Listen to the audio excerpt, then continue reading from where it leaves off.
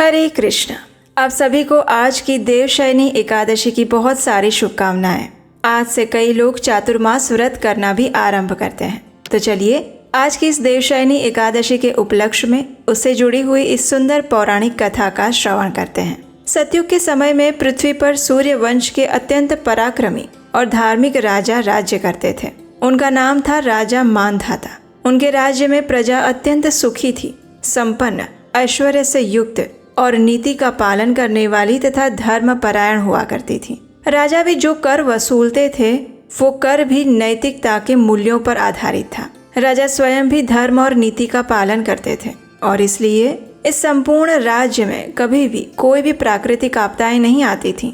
बिना किसी अवरोध के ये समृद्ध राज्य दिन प्रतिदिन प्रगति कर रहा था। लेकिन कहते हैं ना, समय एक जैसा कभी नहीं रहता। तो राजा के जीवन में भी कुछ ऐसा ही हुआ। एक ऐसा समय आया जब उनकी धर्मनिष्ठा और नैतिकता पर प्रश्न खड़ा हुआ।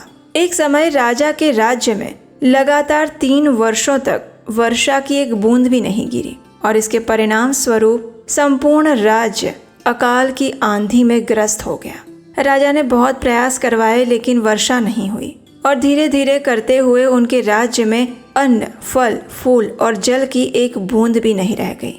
ऐसी परिस्थिति इस राज्य की प्रजा ने सबसे पहली बार देखी थी और ऐसे समय में उनका आश्रय स्थान तो केवल उनके राजा ही होते हैं। इसलिए सभी प्रजा त्राही त्राही पुकारती हुई राजा मांधाता के राजमहल के द्वार पर पहुंच गई। राजा से प्रार्थना करते हुए सभी प्रजाजन कहने लगे, हे राजन, आप हमारे स्वामी हैं। कृपया वर्षा और अन्न के अभाव की इस विषम स्थिति में आप ही हमारी रक्षा कर सकते हैं। हमें बचाइए, हम आपकी शरण में हैं। इस राज्य में ना तो जल की एक बूंद है और ना ही अन्न का एक दाना। प्रजा की ऐसी आर्द्र प्रार्थना सुनकर राजा ने कहा, हे प्रजाजन, शास्त्रों में वर्णन आता है कि अगर कोई राजा अधर्म का अनुसरण करता है तो उसका दंड उसकी प्रजा को भुगतना पड़ता है। मैंने अपने भूत और वर्तमान पर अच्छे से विचार किया है, लेकिन मुझे अपना ऐसा कोई भी पाप कर्म नहीं दिखाई दे रहा जिसके कारण आज आप सबको ये कष्ट भुगतना पड़ रहा हो। लेकिन फिर भी आप सबके हित के लिए मैं इस स्थिति का निवारण अवश्य करूंगा। इस प्रकार अपनी प्रजा को सांत्वना देकर राजा राजमहल में अंदर चले आए। उसके बाद उन्होंने अपने मन में कुछ निर्णय किया और फिर अपनी सेना और मंत्रियों के साथ वन की ओर चल पड़े। जंगल में अनेक ऋषि मुनियों के आश्रम थे। उन सब के पास होते हुए अंततः राजा मांधाता महान तपस्वी ऋषि अंगिरा के आश्रम में पहुंचे। ध्यानमग्न ऋषि की चारों ओर दिव्यता का प्रकाश फैला हुआ था। राजा ने अत्यंत विनम्रता पूर्वक ऋषि के पास जाकर उन्हें दंडवत प्रणाम अर्पित किए। राजा को देखकर ऋषि अंगिरा ने उन्हें आशीर्वाद दिया और उनके राज्य के क्षेम कुशल के विषय में पूछा। ये सुनकर राजा ने अत्यंत विनीत भाव से ऋषि को अपनी संपूर्ण समस्या और परिस्थिति के विषय में विस्तार से बताया। राजा की ऐसी स्थिति को देखकर ऋषि अंगिरा ने कहा, हे राजन, वर्तमान सतयुग का समय धर्म के 4 स्तंभों पर स्थापित है। इस युग में मात्र द्विज ब्राह्मण को ही वैदिक तपस्या करने की अनुमति दी जाती है। लेकिन आपके राज्य में एक शूद्र है जो किसी कारण से इस समय घोर तपस्या में संलग्न है। उसके इस आचरण के कारण ही तुम्हारे राज्य में वर्षा नहीं हो रही है। इसलिए आप उस शूद्र को मृत्यु का दंड दीजिए, जिससे आपके राज्य में पुनः वर्षा हो और सुख समृद्धि का आगमन हो सके। ऋषि की ऐसी बात सुनकर राजा अत्यंत दुखी हो गए, क्योंकि वे धर्म परायण थे। उन्होंने ऋषि से कहा, हे ऋषिवर, मैं एक अपराध मुक्त तपस्वी को दंड कैसे दे सकता हूँ? नहीं, ये मुझसे नहीं हो पाएगा। अगर संभव है तो आप मुझे कोई और मार्ग बताइए। आखिरकार राजा की प्रजा वत्सलता और धर्म युक्त नैतिक आचरण को देखकर अंगिरा ऋषि प्रसन्न हो गए और फिर उन्होंने राजा से कहा, हे राजन, आप सच में प्रजा वत्सल हैं। आपके लिए आपकी सभी प्रजा एक समान है। आप ऐसा करिए, आप अपने परिवार और संपूर्ण प्रजा के साथ आषाढ़ मास के शुक्ल पक्ष में आने वाली शयनी या फिर पद्मा एकादशी का नियम पूर्वक पालन कीजिए। इस एकादशी को देवशयनी एकादशी भी कहा जाता है। इसके प्रभाव से आपके राज्य में प्रचुर मात्रा में वर्षा अवश्य होगी और आपके भंडार भी धन धान्य से समृद्ध हो जाएंगे। ऋषि अंगिरा के ये वचन सुनकर राजा संतुष्ट और प्रसन्न हो गए। उन्होंने ऋषि को प्रणाम किया, कृतज्ञता व्यक्त की और फिर अपनी सेना के साथ वापस अपने राज्य में आ गए।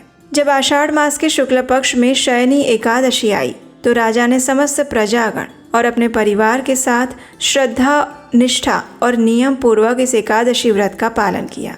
इस व्रत के पुण्य प्रभाव से राज्य में प्रचुर मात्रा में वर्षा हुई और फिर संपूर्ण राज्य फिर एक बार धन धान्य से संपन्न हो गया। इस कथा का समापन करते हुए ब्रह्मा जी ने नारद मुनि से कहा, हे नारद, इस व्रत को समस्त जीवात्माओं को मुक्ति प्रदान करने वाला व्रत समझो।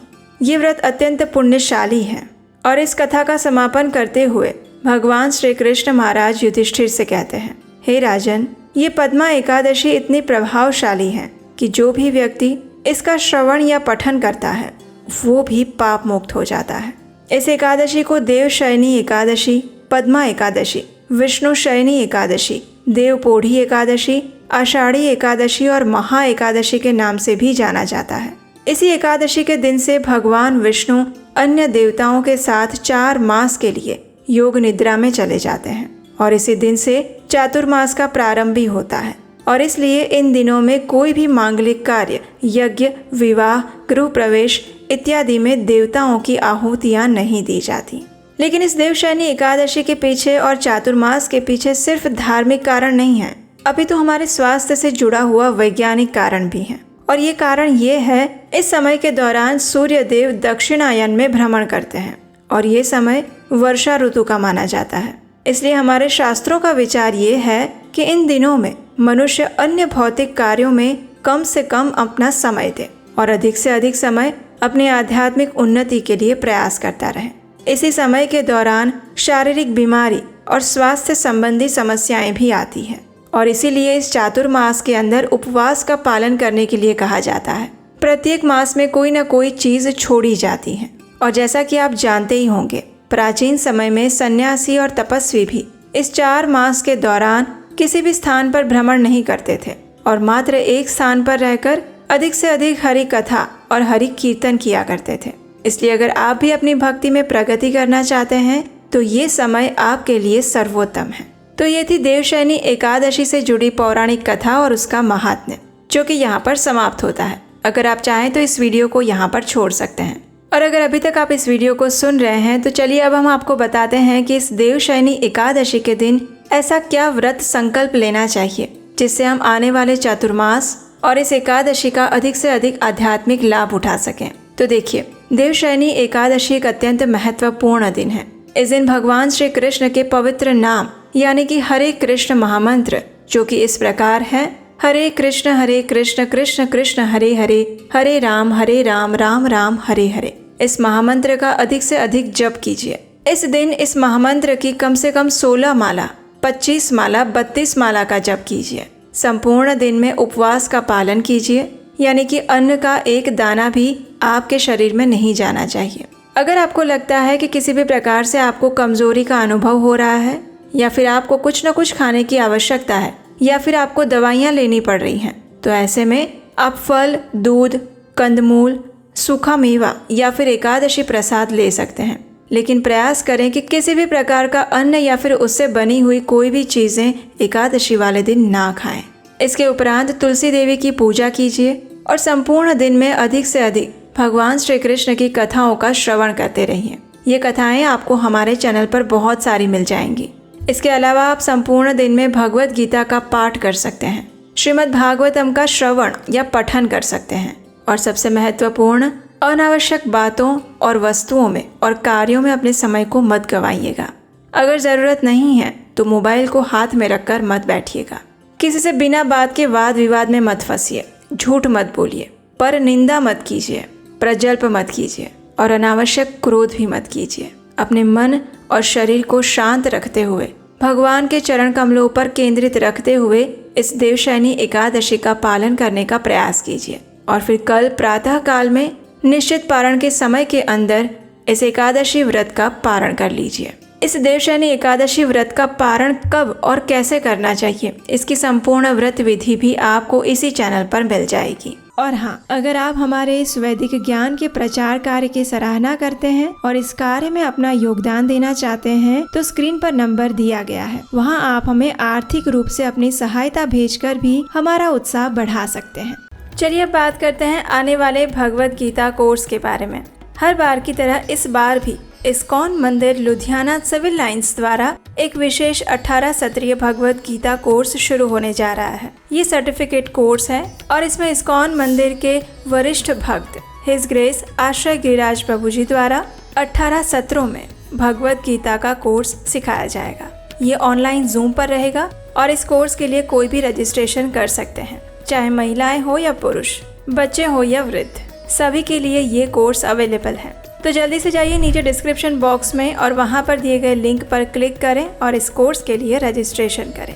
अधिक जानकारी के लिए स्क्रीन पर दिए गए नंबर पर संपर्क कर सकते हैं। तो हम आशा करते हैं कि आपको आज की ये कथा और वीडियो से प्रमाणभूत और अच्छी जानकारी मिली होगी। हमारे चैनल पर ऐसा ही प्रयास किया जाता है जहां पर वैदिक प्रमाणभूत कथाओं को यथारूप में प्रस्तुत किया जाता है। तो चलिए इस देवशयनी एकादशी के दिन पूर्ण मनोभाव से अपने मन, अपने शरीर और चेतना को भगवान श्री कृष्ण के चरण कमलों में समर्पित करते हैं और उसे शुद्ध चेतना के साथ इस एकादशी का पालन करते हुए भगवान श्री कृष्ण से उनकी शुद्ध भक्तिमय सेवा की याचना करते हैं। हरे कृष्णा।